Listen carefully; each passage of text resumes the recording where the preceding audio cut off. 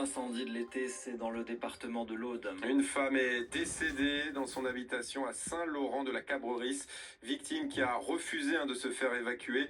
Le bilan est lourd, 9 blessés, plus de 11 000 hectares parcourus par les flammes et de nombreux dégâts. Justement, Célestin Bougère, vous êtes l'envoyé spécial d'RMC. Alors quelle est la situation actuellement à Saint-Laurent-de-la-Cabrerisse ? Eh bien, c'est un moment déterminant à cette heure-ci, puisque le jour s'est levé, ce qui permet aux 4 Canadair mobilisés de décoller. On les voit depuis une petite heure tourner au-dessus de nos têtes. Ils appuient maintenant les troupes au sol qui tentent de défendre la végétation et les habitations dans le secteur. Quand on circule autour de la commune de Saint-Laurent-de-la-Cabrerisse, on se trouve souvent bloqué par des policiers qui sécurisent la zone. Il est très difficile de se frayer un chemin. On voit de part et d'autre de la route un paysage complètement noir, calciné, des câbles et des poteaux électriques arrachés parfois au milieu de la chaussée, et partout des fortes odeurs de brûlés, des cendres même à quelques endroits qui retombent sur les vêtements.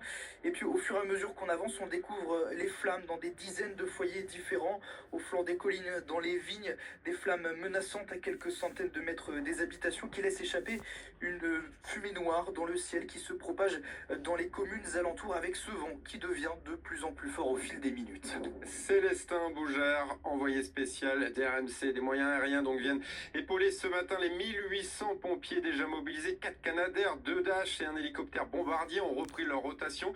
État des lieux du colonel Alexandre Joissard, porte-parole de la sécurité civile, invité ce matin d'RMC. À 4 heures du matin, les conditions météorologiques ont faibli, ce qui a permis aux équipes de faire un travail remarquable dans la nuit, notamment de protection de l'autoroute A9, puisqu'il y avait un vrai enjeu que le feu ne passe pas à cet endroit-là pour ensuite dévorer des milliers d'hectares. Et à 7 heures du matin sont partis nos avions de la sécurité civile qui ont décollé de Nîmes pour pouvoir travailler, appuyer les équipes au sol le plus tôt possible. La préfecture l'a très bien dit, on va avoir des conditions météorologiques défavorables dans la journée, à savoir du vent et un vent tournant. Donc ça a toujours un impact parce que ça nécessite de se redéployer et puis ça peut amener des risques sur des communes qui n'étaient pas touchées jusqu'alors. Donc la situation est défavorable pour nous et c'est pour cela qu'on met un maximum de moyens depuis cette nuit et hier soir pour pouvoir resserrer au maximum ce feu.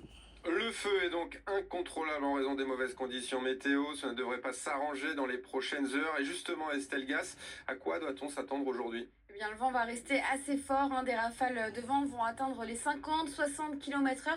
Le vent devrait tourner dans la journée, ce qui n'est pas forcément bon pour le feu en cours et qui pourrait se propager d'ailleurs encore plus. Et puis le taux d'humidité reste faible, en dessous des 25%, sans oublier les températures qui vont réaugmenter dès à présent, dès ce matin.